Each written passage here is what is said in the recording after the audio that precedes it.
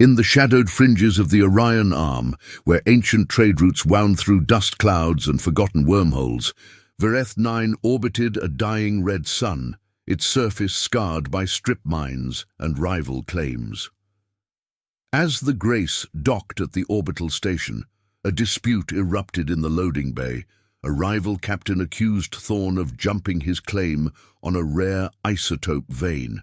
Voices rose. Blasters cleared leather. Wren, young and hot-blooded, stepped forward with clenched fists, ready to defend his father's honor. Mira placed a gentle hand on her son's arm. "A soft answer turns away wrath," she murmured, barely audible over the shouts, "but a harsh word stirs up anger." Wren hesitated. Thorn caught her eye, saw the calm certainty there, and exhaled. Instead of drawing his sidearm, he spoke evenly. "We'll settle this with logs and timestamps, not blood." The rival captain, expecting defiance, found himself disarmed by the lack of fight. Tension dissolved like mist under a dawn star. Papers were checked, boundaries redrawn fairly, and the Grace gained not only the isotope but a wary new partner. Deeper into the journey, supplies ran low after a micrometeor storm punctured their cargo hold. The crew grumbled. Some hoarded rations in secret. Wren watched his father wrestle with pride. Thorn wanted to push on alone, rather than ask for aid at the next outpost.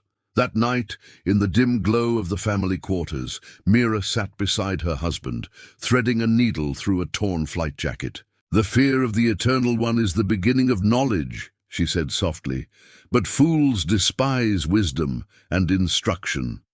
She did not command. She simply reminded him of the greater path that outlasted any captain's pride. Thorn listened. The next day, he broadcast a humble request for assistance. A passing convoy answered, sharing fuel and food without demand. Because humility had opened the channel, pride would have closed.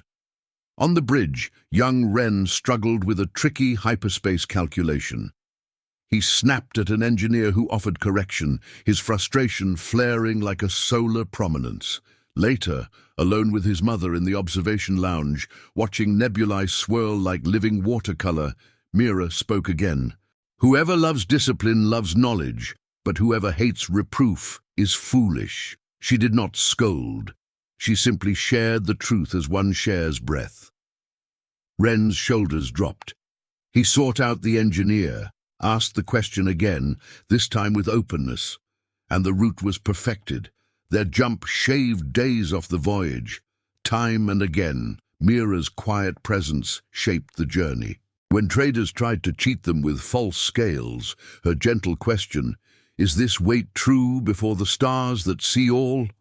brought honesty without accusation. When despair crept in during a long, dark stretch between systems, her steady song at the evening meal became a feast for the heart, though the table held little else. One final trial came when pirates shadowed them near the rift of Calyx. Outnumbered, Thorn's instinct screamed to fight. Wren gripped the weapons console, but Mira stood behind them, hand resting lightly on the back of Thorn's chair. "Plans fail for lack of counsel," she whispered, "but with many advisers, they succeed, and the Lord's counsel stands forever." In that moment, Thorn chose a different tactic. He opened a channel, offered safe passage through his charts of the rift in exchange for truce. The pirates, weary of the dangerous crossing, accepted. The Grace slipped through unharmed, leaving no blood on the void. Years later, when Wren captained his own vessel, he would remember his mother's voice, soft as starlight, strong as gravity, guiding from beside the throne rather than upon it. In the vast cosmic frontier, where empires rose and fell like supernovae, those who listened to the quiet feminine voice of wisdom, rooted always in reverence for the Eternal One, found safe harbor. The fear of the Lord was the beginning of her counsel, and those who heeded her sailed on, generation after generation, beneath an endless sky.